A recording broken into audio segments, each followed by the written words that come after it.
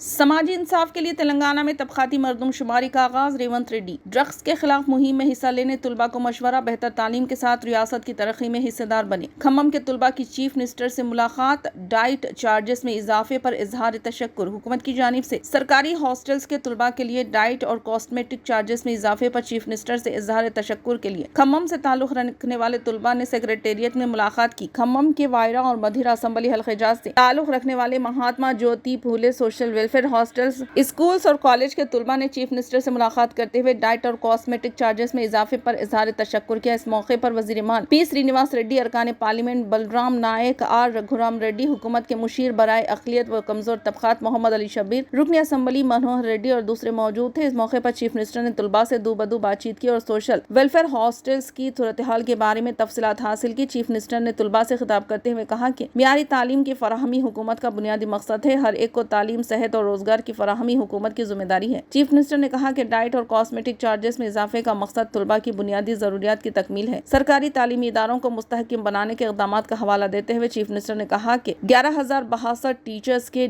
DSC کے ذریعے تقررات عمل میں لائے گئے ہیں۔ 21,000 اساتذہ کو ترقی دی گئی۔ انہوں نے طلباء سے کہا کہ وہ قومی تعمیر میں اپنا حصہ ادا کریں۔ چیف منسٹر نے کہا کہ سماجی انصاف کی فراہمی کے لیے حکومت نے ذات پات پر مبنی مردم شماری کا آغاز کیا ہے۔ انہوں نے کہا کہ اسری سہولتوں سے آراستہ انٹیگریٹڈ اقامتی اسکولز SC ST BC اور اقلیتوں کے لیے قائم کیے جا رہے ہیں۔ ہر اسمبلی حلقے میں 20 تا 25 ایکڑ اراضی پر انٹیگریٹڈ اسکولز قائم کیے جائیں گے۔ آئندہ تعلیمی سال تک انٹیگریٹڈ اسکول کمپلیکسوں کی تعمیر کا کام مکمل کر لیا جائے گا۔